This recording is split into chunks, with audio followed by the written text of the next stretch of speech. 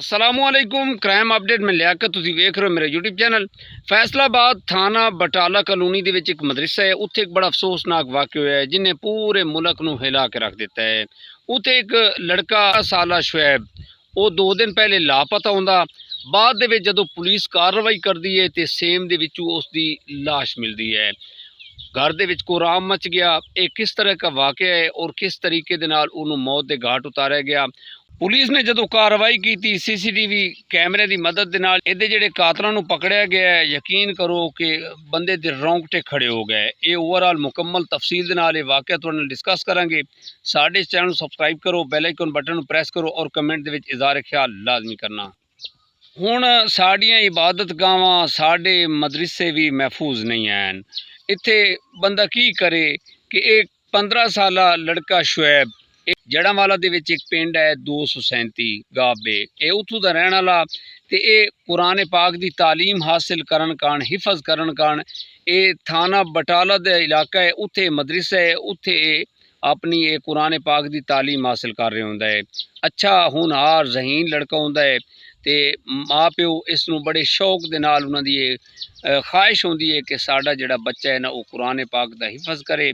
इत्थों का जिहड़ा उस्ताद है ना रफाकत, ओदा जिहड़ा चाल चलन है वो भी ठीक नहीं है और इस उस्ताद रफाकत ते कुछ इल्ज़ाम आए दोने ने कि ये बच्चों के नाल ना इहदे तल्लुकात जिहड़े ने वो गलत हैं और ये बच्चों नूं जिहड़ी तालीम दे रहा है कुरान पाक दे नाल ये अपनी बड़ास भी जिहड़ा ना कढ़दा है। कितने बड़े अफसोस की गल है।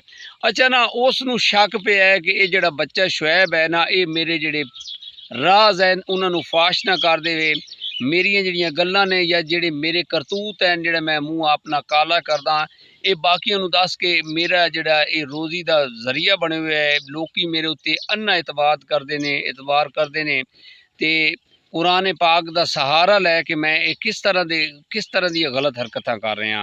उन्हें ये 2 जिहड़े लड़के उहदे कोल तालिब इलम है सी, उन्हां नूं उकसाया, कितने दिनों तो उकसा रहा सी जनाब।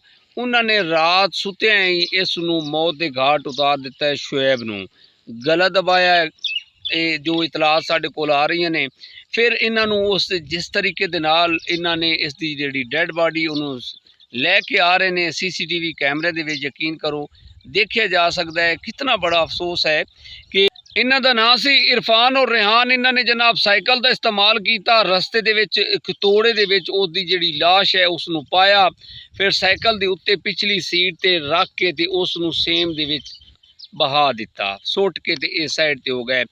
इस जिहड़ी मावां होंदियां ने उन्हां नूं यकीन करो कि अल्लाह ताला दी ज़ात ने इतनी एक हिस्स दिती होंदी है। वो बेचारी आई है, उन्हें आख्या मेरा बच्चा शुएब नहीं घर आया। ये मौलवी साहब रफाकत साहब ने आख्या कि इधरों तय जनाब चलिया गया है। वो 2 दिन बेचारी लभदी पई है।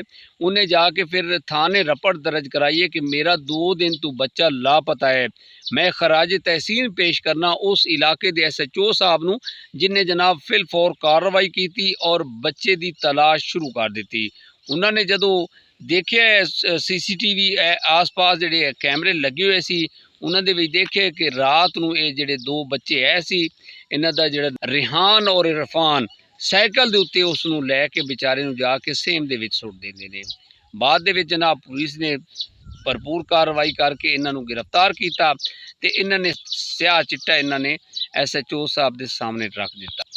ये जिहड़ा उस्ताद रफाकत है ना, इन्हें अपनी जान बचाण कण कहा कि ये जिहड़े बच्चे ऐसा ना ये हसद करते हैं, इन्हां नूं ये नहीं सी गल हजम होंदी, ये इन्हां नालों लैक ऐसी कुरान पाक दी रूह तेज है थी।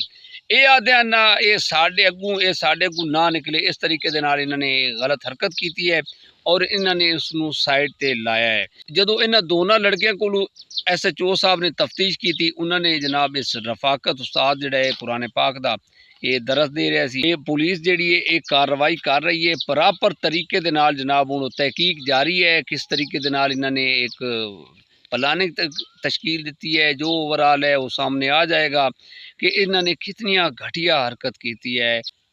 अच्छा ना ए तुसी काम वेख लो, साडे मदरसे इबादत गावां भी महफूज नहीं हैं जिन्ना आलिम दीन उस्तादां दे उत्ते असी इतना एतमाद करने एतबार करते हैं। हुण असी केड़े मने जाइए, किस बंदे नूं मूँह दिखाइए और किस अपना बिहाफ ते ਇਹ ਆਪਣੇ ਬੱਚਿਆਂ ਨੂੰ ਇਹਨਾਂ ਉਸਤਾਦਾਂ ਦੇ ਕੋਲੋਂ ਤਾਲੀਮ ਦਿਲਵਾਈਏ। ਯਕੀਨ ਕਰੋ ਕਿ ਹੁਣ ਡਰ ਲੱਗ ਰਿਹਾ ਹੈ ਕਿ ਇਹ ਜ਼ਮਾਨਾ ਹੈ ਜਾਹਿਲੀਅਤ, ਕਿਸ ਦੌਰ ਦੀ ਅਸੀਂ ਗੱਲ ਕਰ ਰਹੇ ਹਾਂ ਕਿ ਇਸ ਉਸਤਾਦ ਨੂੰ ਜ਼ਰਾ ਅਹਿਸਾਸ, ਜ਼ਰਾ ਸ਼ਰਮ ਨਹੀਂ ਆਈ ਕਿ ਇਸ ਤਰੀਕੇ ਦੇ ਨਾਲ ਉਹਨਾਂ ਇਸ ਜਿਹੜੇ ਦੋ ਲੜਕੇ ਰਿਹਾਨ ਔਰ ਇਰਫਾਨ ਨੂੰ ਉਕਸਾਇਆ ਹੈ ਕਿ ਤੁਸੀਂ ਇਹ ਕੰਮ ਕਰੋ। ਇਹ ਆਪੂ ਤੇ ਨਹੀਂ ਕਰ ਸਕਦੇ, ਸਾਡੇ ਕੋਲੋਂ ਤੇ ਬਰਦਾਸ਼ਤ ਹੀ ਨਹੀਂ ਹੁੰਦਾ। ਯਕੀਨ ਕਰੋ ਕਿ ਇਹ ਜਿਹੜੇ ਕੰਮ ਉਹਨਾਂ ਨੇ ਕਰ ਦਿੱਤਾ ਹੈ, ਇਹ ਰੌਂਗਟੇ ਖੜੇ ਹੋ ਗਏ ਨੇ ਬੰਦਿਆਂ ਦੇ ਕਿ ਜਿਸ ਤਰੀਕੇ ਦੇ ਨਾਲ ਉਹਨਾਂ ਨੇ ਜਨਾਬ ਇਸ ਲੜਕੇ ਨੂੰ ਮੌਤ ਦੇ ਘਾਟ ਉਤਾਰਿਆ, ਫਿਰ ਇਸ ਨੂੰ ਜਾ ਕੇ ਸੇਮ ਦੇ ਵਿੱਚ ਸੁੱਟਿਆ ਹੈ। ਤਹਿਕੀਕ ਹੋ ਰਹੀ ਹੈ, ਪੁਲਿਸ ਛਾਨਬੀਨ ਕਰ ਰਹੀ ਹੈ, ਹਰ ਐਂਗਲ ਤੋਂ ਪੁਲਿਸ ਤਫਤੀਸ਼ ਕਰ ਰਹੀ ਹੈ ਕਿ ਜਿਸ ਤਰੀਕੇ ਦੇ ਨਾਲ ਇਹਨਾਂ ਨੇ ਇਹ ਪਲਾਨਿੰਗ ਸੋਚੀ, ਓਵਰਆਲ ਜਿਹੜੀ ਸ਼ਵਾਇਦ ਹੈ ਉਹ ਸਾਹਮਣੇ ਆਉਣਗੇ। ਆਪਣੇ ਬੱਚਿਆਂ ਦਾ ਖਿਆਲ ਰੱਖੋ। ਇਸ ਤਰ੍ਹਾਂ ਦੇ ਭੇੜੀਏ ਜਿਹੜੇ ਨੇ ਹੁਣ ਇਹ ਮਸਜਿਦਾਂ, ਇਬਾਦਤ ਗਾਹਾਂ ਦੇ ਵਿੱਚ ਵੀ ਇਹ ਛੁਪੇ ਹੋਏ ਨੇ, ਅਕਸਰ ਵਾਕਿਆਤ ਹੋ ਰਹੇ ਨੇ। ਛੋਟੇ ਬੱਚਿਆਂ ਦੇ ਜਿਹੜੇ ਕੇਸ ਹਨ ਉਹ ਬੜੇ ਅਸੀਂ ਕਿਹੜੀ ਸਿਮਤ ਤੇ ਜਾ ਰਹੇ ਹਾਂ ਹੁਣ, ਅਸੀਂ ਇਸ ਜਿਹੜਾ ਰਫਾਕਤ ਸਾਹਿਬ ਹਨ, ਹੁਣ ਅਸੀਂ ਇਹਦੀ ਕਿਹੜੀ ਗੱਲ ਤੇ ਯਕੀਨ ਕਰੀਏ। ਇਹ ਜਿਹੜੇ ਦੋ ਲੜਕੇ ਨੇ ਰਿਹਾਨ ਔਰ ਇਰਫਾਨ, ਇਹਨਾਂ ਨੇ ਆਪਣੀ ਮਰਜ਼ੀ ਦੇ ਨਾਲ ਦੇ ਕੰਮ ਹੀ ਨਹੀਂ ਕੀਤਾ, ਇਹਦੇ ਵਿੱਚ ਜ਼ਰੂਰ ਕੋਈ ਨਾ ਕੋਈ ਇਨਵੋਲਵ ਹੈ। ਦੇਖਣਗੇ ਕਿ ਹੋਰ ਕੋਈ ਉਸਤਾਦ ਹੈ ਉਹ ਵੀ ਇਨਵੋਲਵ ਹੈ ਜਾਂ ਨਹੀਂ ਹੈ। ਇਸੇ ਪੈਗਾਮ ਦੇ ਨਾਲ ਸਾਨੂੰ ਇਜਾਜ਼ਤ ਦਿਓ। ਆਪਣਾ ਢੇਰ ਸਾਰਾ ਖਿਆਲ ਰੱਖਿਆ ਹੈ। ਮੁਲਾਕਾਤ ਹੋਏਗੀ ਅਗਲੇ ਵਲੌਗ ਦੇ ਅੰਦਰ। ਖੁਦਾ ਹਾਫਿਜ਼।